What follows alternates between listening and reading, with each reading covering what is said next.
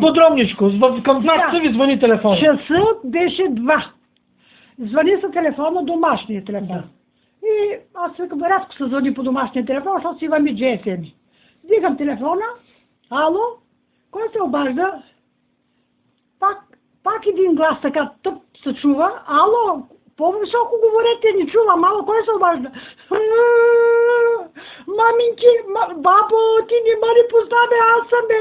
Абе, кой си ти бе? Кажи бе, моето момче. Веднага разбирам аз. Аз баби нямам тук.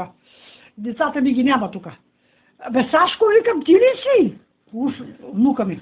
Ама той те ли се казва, не свърши, ще извлича ти името? Аз бе, маминке, какво има бе, моето момче, какво пострада? Кажи ми бе, моето момче, разтревожи ме, ще припадне бе. Ма ви се правите се сега. Ви се правите. Да. Ви знаете, че не е той да се прави. Вече аз разбрах бе. Оле, Божечко, кажи моето момче, веднага, кажи какво става, че ми става лошо, дай, че съм болна с високо кръвно. Молите се, не мога да говоря, колкото повече говоря, казва кръв, те да тече от уша, казва от всякъде. Вземи доктора, казва, той ще ти обясни.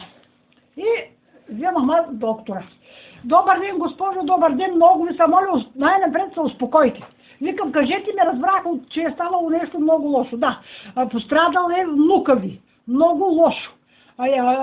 Някаква такава много лоша инфекция, която каза, ние не трябва да спасиме само с ваксина. В момента няма такава ваксина и сме поръчали без да питаме, за да му спасим живота. Ваксината идва с въртолета. Аз не разпитвам нищо, откъде идва ваксината, какво ще да ни са усъмни нещо, разбираш ли? Викам, моля ви се, кажете друго по-конкретно, какво трябва, викам, ваксина ли ще слагате, инжекции, ще спасите ли си внука ми? Каза, до 3 часа време внука ми ще бъде спасен. И каза, ваксината ще струва 9000. Разбирате ли? Викам, не знам колко пари имам, трябва да имам, викам, към 5-6. Трябва да имам. Разбираш ли? Аз нямам една стотинка. И проверете, каза, моля ви се, колко пари имате. Проверете веднага. И аз съм там телефона, как съм там, лопам чекмежетата. И викам, ето ги парите. Една пачка, викам, има по 20 лева, пише 2000 на тях. Другата пачка е разтворена, тя е по 50. Я каза и изброя, каза колко са 50-то. И аз броя, 1, 2, 3, 4, 5, 6, 7, 8, 9, 10, 11, 12, викам 46. Парчета са по 50. 46. И отделно викам, имам тук по 20, не мога да ги смятам, пред очами лошо ми става. Някъде трябва да са, викам, към 6000. Каза, другите каза, госпожо, ще ги даде здравната каса. Вие каза, можете ли в момента да ги дадете парите? Викам, мога. Ам къде е съпруга ви? Имате ли съпруг? Имам, ам викам, го няма тук. Къде е той? Викам, той е в... къде беше? Суха река. На село, вика, казах, селото, какво беше забравя, какво беше? Суха река. Суха река, да. Викам, той е в Суха река, няма, ще се върне ли? Няма. Имате ли комшии? Кой е при вас? Някой нещо да не ви стане лошо, да ви помогне? Самичка съм, викам, ние сме най-старите от този блок, аз съм най-възрастната, никой не може да ми помогне, не съм добре. Кажете, викам, на кого да дам, да дойда, викам, аз да ги донеса там. Каза, не може, тук не се пуска при нас от инфекциозното, инфекции. Ние сме, каза, при него и сме затворени, има над него лекари, всичко, грижат се за него, приливат му кръв, приливат му банки. Дойде ли ваксината, веднага ще му сложим, след 3 дена аз ще ви го докарам, каза, и ще направим банкет. Викам, дума няма. Пратете, вие ли ще дойдете да вземете парите или друг? Не, каза, друг ще пратим. Аз съм, каза, най-главният лекар, доктор Димитров, и аз трябва да съм тук. Добре. Следствие много каза, ще дойде, каза, пратеник да ги вземе парите. Каза, ако някой ме види, каза, по пътя няма да казвате къде отивате и да разпространявате, каза, защото, каза, слагаме това ваксината без никой да знае. И викам, добре, на кого ще казвам? Вие спасете си, внука ми, пък аз няма какво да казвам.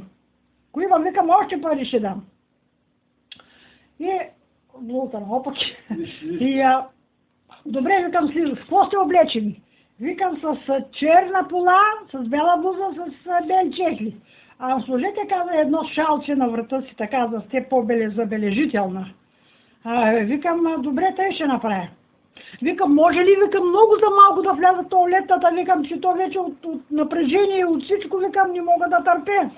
Може, каза, влез, ето, викам, вратата е отворена, няма да опускате, каза, телефона. От ръката си каза, докато дойде ваксината, ще ви кажа да слезете веднага долу. Само, викам, в туалетната влизам и едно капче, викам, че да взема едно капче, викам, че валериан, викам, че ми проуша. И аз това време веднага спрах гумшийката, разбираш ли? И викам, веднага може да се обади на полицията, разбираш ли? Веднага се обади на полицията и кажи, че ало, викам, вече работа, ще стане. И тя веднага взема телефона и се обажда на полицията, така, издундват една жена, кумшийка ми, ако може, заповядайте. Добре, ма те веднага пък дошли момчетата от криминална полиция, не яки момчета такива.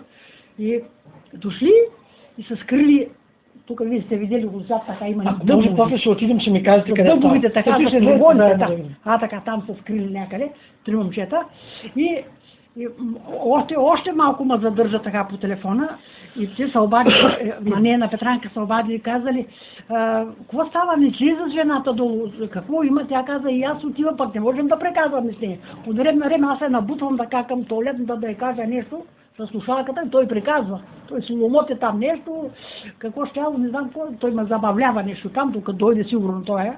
Айде, казва, слизайте, казва, пратеника идва. И аз слизам, парите, казва, в какво са сложени? В една турба ги сложи, вика, в една жълта турба, от билата, под мишницата ги държа. Каза, викам да ни грабне момчето, да ги вземе, да ги хукне някъде с пачките, викам да се чудя какво да правя после. Няма тряска. И леко слизам аз долу, отивам и заставам така, на бордюра така заставам и се оглеждам вече на тъй. Хубаво не виждам. И в момента, този момент от тази страна така както е, той пита, нещо забележително има ли така край вас? Викам, има един магазин на Аляска. Като дойде до Аляска, като дойде дали да се ориентирате до Аляската, да тръгне, викам, насам така, и ще види 2 бора големи има, и викам, аз ще съм на бордюра.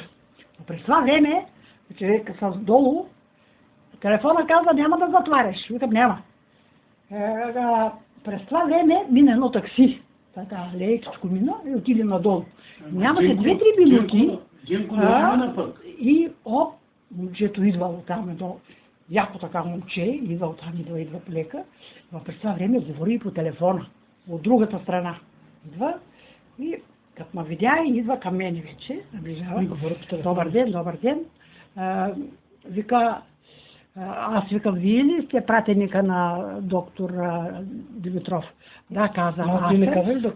Така се оглежда навсякъде и само чака дали аз да подам торбата. Разбираш, но през това време ловите отзад чакат и докато то сигурно аз не чувам твърде хич, през това време те са чули, нали, са вече видели, че могат да го сграбчат и той е чул тропота на момчетата, защото около един бордюр ги едно все ги дали.